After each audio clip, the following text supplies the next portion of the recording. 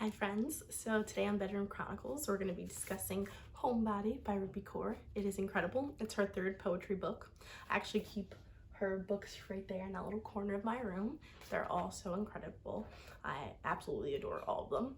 So what Rupi Kaur discusses in all of her poetry books, she likes to talk about trauma, healing, loss, love, femininity, and migration.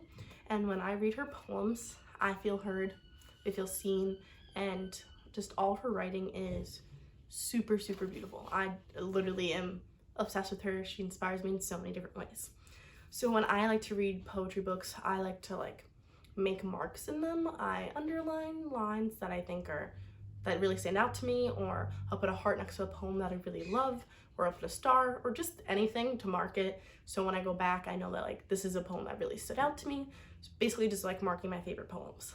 So when I was going through this book to decide what poems I wanted to share with you guys, it took me a while because I had marked a lot of pages in this book. So I was like, obviously can't go through the entire book with you because I want you to buy this book. I want you to read this book. And I really encourage you to read it because it's so good. And a lot of people aren't really into poetry, but I think a lot of her work is very straightforward, especially if people aren't into poetry that's the word, the meaning of it is hidden, or you have to do the work to understand it. I think her work is very straightforward and I do really like that. So I definitely encourage you to read this book. So I narrowed down the poems to 23 poems. And then I was like, okay, that's still way too much. I don't want to read 23 poems on here because that's still just too much for me. So then I narrowed it down to 6, which also took me a while because I just really enjoy a lot of them. But I'm just going to read you guys the 6 poems, talk about what they mean to me, and I hope you like the poems enough to be like, yeah, I'm going to buy this book, I'm going to read it, I'm going to get into poetry, try something new. And I think trying something new is really important, and just reading is important, and I think everything that she says in this book is important, so that's why I want you guys to read it. But let's get started. I'm going to read you some of my favorites. Okay, so page 13, right at the beginning of the book, one of my I think this might be hands down my favorite poem in the entire book. Depression is silent. You never hear it coming, and suddenly it's the loudest voice in your head.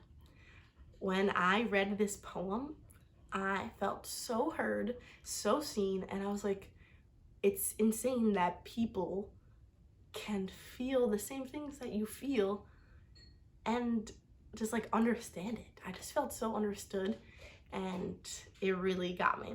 So this book actually came out back in November, and I pre-ordered it, so I got it the day that it came out.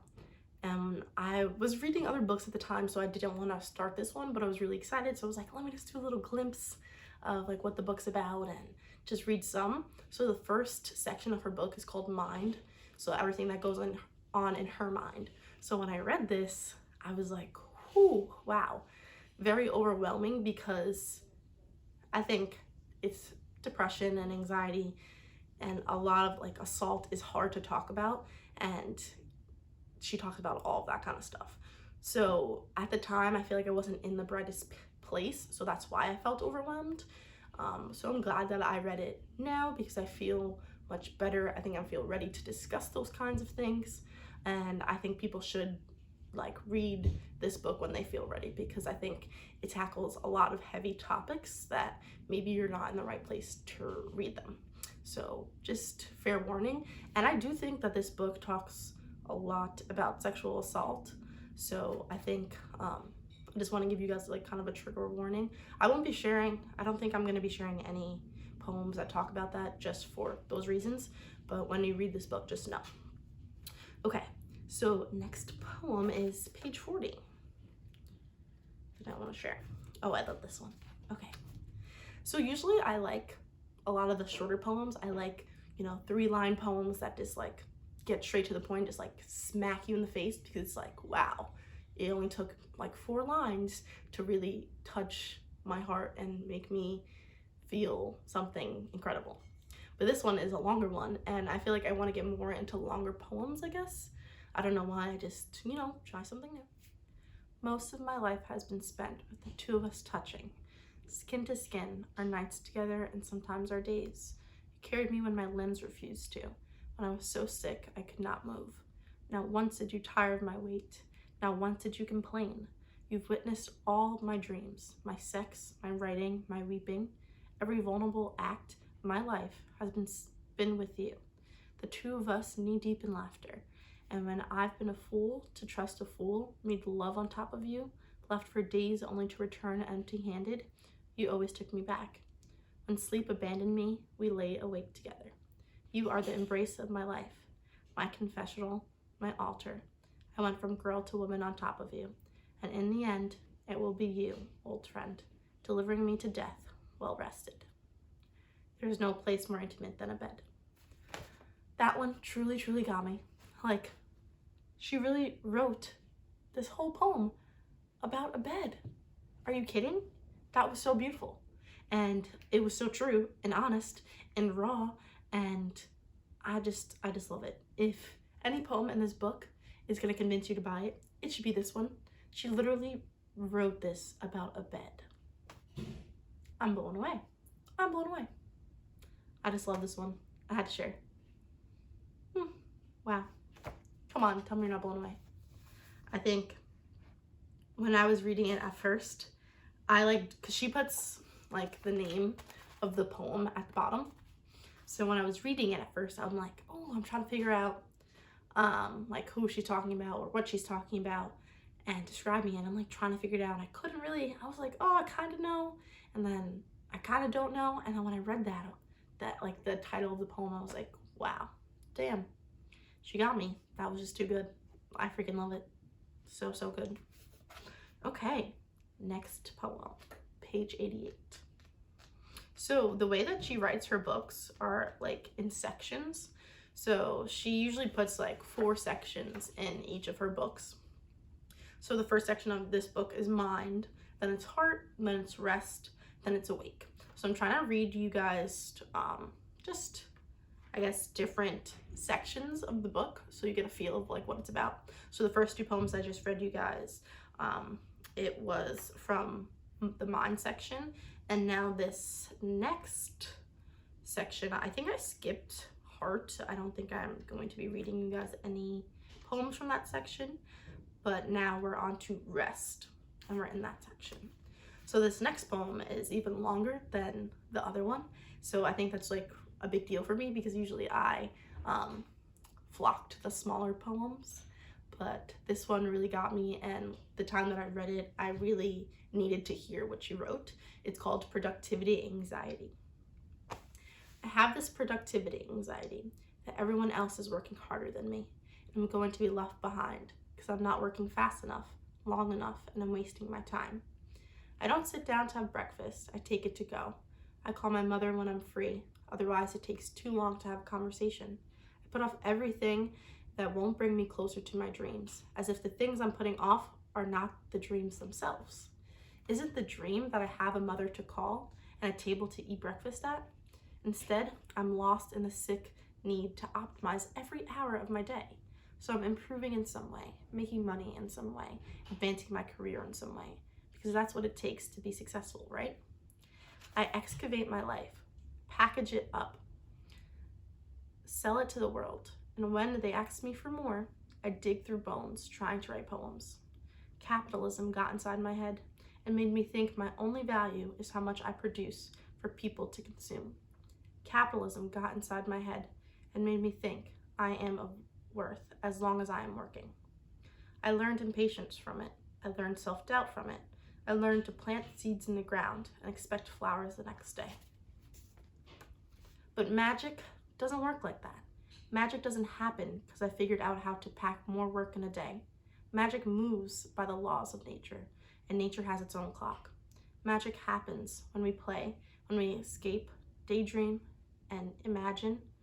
That's where everything with the power to fulfill us is waiting on its knees for us. I think that is so beautiful, and I really need to hear that the time that I read it for the first time, because we're kind of in this new normal due to the pandemic, and you know, people have lost their jobs and they don't know what to do next, and that's me. I feel like I lost my job in the beginning of last year, like in March, and then I was just confused of what I want to do next. Do I want to go to, like, you know, back to school? Do I just want to get a job? Like, I'm just super confused. And because I was so confused, I wasn't doing steps to go into a certain direction because I didn't know what direction I wanted to go in. So I never felt productive. I just felt like I was wasting time, and it was like a really hard thing to process through. And also, I never really dealt with anxiety until, I guess, maybe like 2020, maybe splashes of it here and there throughout life, but never like true anxiety until 2020, thanks to the pandemic, I would say. But when I read this, it just made me think that I just need to slow down and take my time to figure out what I want to do next, because what you do in life, you want to be authentic. That's what I want in my life. I want everything I do to be authentic. I want to do it because I want to do it, not because I feel the need to do it. So I definitely struggled with that whole process, and I think I definitely still struggle with it, and I'm just trying to take it day by day. And when I read stuff like this, I feel less alone, I feel less crazy for feeling these like things, and I just feel like understood and heard and seen.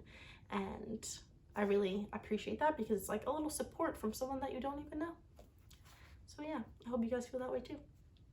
All right, on to the next poem. And that is going to be on page 133. This is in the last section. The last 3 poems that I'm going to read is from the last section, which is called Awake. I fell from the mouth of my mother's legs into the palms of this world, with God herself raging in me. This one's called Birth. I thought this one was just so simple, yet so beautiful, and a tribute to women. Obviously women who have children or are going through motherhood or have given birth, you know.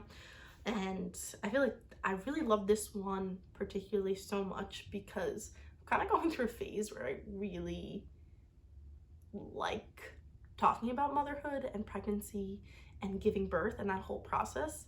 I'm personally super far away from that happening in my life.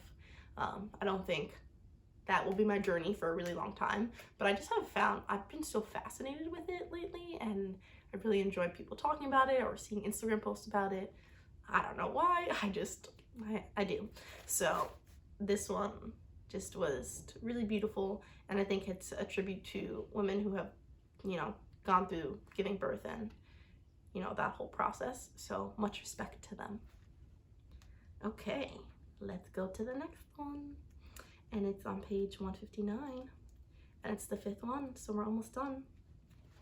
Ooh, this one gets me.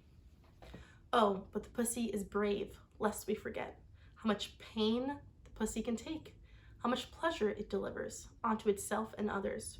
Remember how it spit you out without a flinch? Now here you are, using the word pussy like an insult, when you're not even strong enough to be one. Bro, look at the explanation points. Look how many I put. Because this one I just like, yes, sis, go off, because this is exactly how I feel. I feel like people use words in ways that don't make sense, such as pussy. Like, how do you use it as an insult when it is the complete opposite of that? You know what I mean? So it definitely frustrates me, because a lot of people do that, and they use words that they shouldn't even be using. Just don't use it, you know what I mean? I don't see why it's hard for people to do that. Or maybe just use words in the correct way, because it really just bothers me. But super simple to use words with intention. So I think that's my message behind this poem. Use words with intention. Like, that's all I ask. I think that's super simple. But yeah, okay. I'm gonna be done being upset, but that one just, when people use it wrong, grinds my gears. Okay, on to the next and final last poem. So this poem is towards the end. It's like the 4th to last poem of the book. I am not afraid of failing. I'm afraid my potential might set the world on fire. I think that's such a nice one, because I feel like a lot of people are afraid to share what they create, or like afraid to speak their truth. And I think this is a reminder to be more encouraging towards yourself and others to share that truth, to share their creativities, because your potential is unique to you and yourself. All because you feel like other people might have similar ideas does not mean you can't share yours, because what you have to say is different because it's coming from you, and you are this special magical human being. And sometimes it's a little bit scary because you're afraid. I do think we are afraid to fail, but also I think we're afraid to be so good at something and to embrace what we're good at and to basically be nice with ourselves, if that makes sense. I feel like people are afraid to do that and afraid to love themselves in full force. So for this poem, I think it's such a nice way to end the book, because it's just like a reminder to share, just to share yourself with everyone else, because you're unique and you're great and you're powerful, and that needs to be shared because it will do magical things to the world. So yeah, I hope these 6 poems in this book that I shared encourages you to read this book and to read all her other books, because they're fabulous, they're incredible, I adore them. And I just want you guys to read more and try new things, especially if you're not really into poetry. Try it out, give it a try, why not? I think it's fun to try something new. So yeah, I love Rupi Kaur. She really inspires me. Back in high school, I was into poetry, wrote here and there, somewhat. It wasn't like a big deal. But then I started reading Rupi Kaur's books in college, and that's when I really got into poetry again. And I actually started writing poetry because, I don't know, it just felt good to speak my truth and to write that down and be creative in my own way. And I just really, really enjoyed it. And now it's like a super big part of my life. Like, I write poetry a lot now. I get inspired and I have to write it, and I like to share it with my friends. And yeah, I just hope that one day I can turn my poetry into a book and speak my truth and share that with you all. But I actually want to share one with you guys, a poem that I wrote recently, maybe like a month or so ago. It's not edited or anything, just came to my head, I wrote it down, so I'm gonna share. One day, I'll grow an earth angel inside of me, and I'll never want to berate my body for not being like society's standards. My body will create life just by being itself. I'll thank it every day and forgive it for disappointing me when I was naive. Hopefully, it will find a way to forgive me for being cruel. So today, I'll take it slow, and I know that one day I'll be grateful for everything my body has done for me. I hope today can be that day. So I haven't named it, but I definitely love that poem because it has to do with self-love and just loving your body and who it is. And obviously you can see my obsession with pregnancy and motherhood, because the first line talks about growing a child. Again, I'm not even close to being there yet, but I have a lot of appreciation for people who choose, to go through that process in their life. But I hope you guys enjoyed talking about poetry with me today. I really do enjoy poetry, and I hope that this inspires you to give it a try. Thanks for listening. I guess I'll see you next time. Much love always.